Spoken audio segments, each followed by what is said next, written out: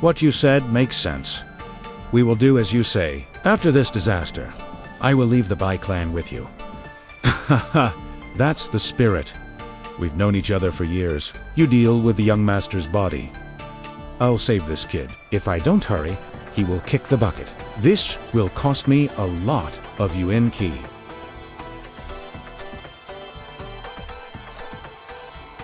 Even Guan Laoda gasped in shock. His hands flew to the youth's wounds, patting them sporadically, then furiously. The youth's body turned bright red. His swollen body, from the water, reverted back to normal.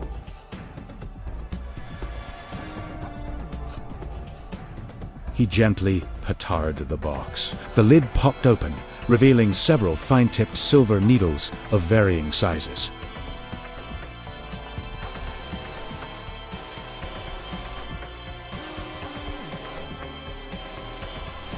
As he slept, numerous scenes flashed through his consciousness. Shadows of a middle-aged couple appeared. Then, weird, demonic faces surrounded him, speaking an incomprehensible language.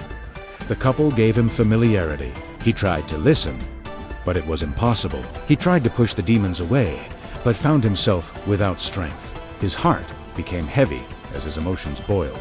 After a while, Liu Yuming gradually woke up. He could feel a ball of warmth flowing through his body. He found himself face to face with a square-faced man. The man barked, "Don't think of anything. Hurry up and train. If not, all the effort will be wasted." Liu Ming felt a chill. He mentally brought out a familiar breathing technique. Directing the warm flow, Guan Laoda released his breath, withdrew his hand from Liu Ming's chest, and observed with a detached gaze. After a while, the youth's pale pallor gained color. He opened his eyes and looked at Guan Laoda. "Many thanks to Elder for your merciful rescue. If not, this kid would have been dead by now." He looked around, finding himself in a pit near the river. He was dressed in new clothes, wounds bandaged. The cool sensation from his wounds told him hycolotic medicine was used. His internal injuries were suppressed. However, his body's disastrous condition meant injuries would act up again. He learned forbidden techniques. These techniques were effective but costly. If not for Uncle Qian's breathing techniques, he wouldn't have used them. His survival was largely due to this nameless breathing technique. Guan Laoda was taken aback by his composure. Guan Laoda replied, "It's nothing. Saving you was just a little thing." "You do not seem to be alone," Liu Yuming said unexpectedly. "I have a partner who went to settle some other stuff, but he will be back soon. By the looks of things, you have not eaten in days. Eat up first, then we will talk."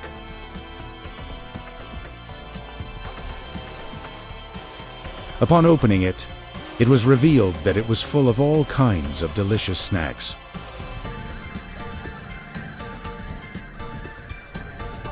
Indeed, Liu Ming had been starving. With thanks, he took the package and started to stuff his face ravenously. In a flash, he devoured 7 or 8 pastries. Then he slowed down his eating speed. "No need to rush, young one. If there's not enough, I have more. May I know your name? Why were you in such a place with such ridiculously heavy injuries?" Guan Laoda asked. "I am a merchant. My name is Yang Yuan. I was transporting valuable cargo with my uncle. Unfortunately, we met bandits. I escaped into the river, but I don't know if my uncle survived. While on Savage Island, Liu Ming learned to manipulate emotions from a fraud. Producing such an expression was simple. As a wanted fugitive, carelessly giving out his real name would bring trouble. Ah, Brother Yang, it was misfortune to encounter bandit. The world is in turmoil. These bandits have no fear. I will report it to officials, ensuring they are arrested. If not for bandits killing the young master, they wouldn't be in such dire circumstances. If that is true, my uncle's spirit in heaven will definitely thank you." Liu Ming replied, "This is a small issue. However, from your injuries, it looks as though you experienced a fierce battle, and even used abilities that burned your own potential. The healing process was troublesome. My uncle and I learned fighting skills and secret techniques. We engaged the bandits in a fierce battle. Due to their overwhelming numbers, my only escape route was the river. Liu Ming replied. Brother Yang, you are too humble. You have a spiritual pulse within your body, a well-trained practitioner. How can it be that you only know a handful of techniques? They cannot be ordinary bandits. Spiritual pulse. What is that? I have heard people speak of practitioners before. Liu Ming replied truthfully. Could it be that you do not know practitioners have a spiritual pulse and are ranked lowest among wielders? If you were unaware, where did you learn to train your spirit? How did you get such a decent Yuan Li? I honestly do not know what Yuan Li is. When I was young, I found a nameless breathing technique. It strengthened my body. I've practiced it all these years. Perhaps this is the Yuan Li training technique. So it was like that. That is indeed a possibility. Methods to train Yuan Li are controlled by families, but some low-profile techniques exist. It's a pity. If you knew more skills and had a practitioner weapon, then bandits would never have been a match for you.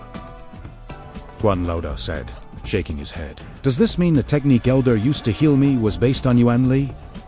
Conversely, Elder is a practitioner. While escaping, he unexpectedly ran into practitioners. And now, yet another appeared before his eyes. On Savage Island, he heard rumors of practitioners. They were a rarity, possessing unbelievable abilities. They could move light-footed, control air, wield super strength, invulnerable to attacks, immune to drowning.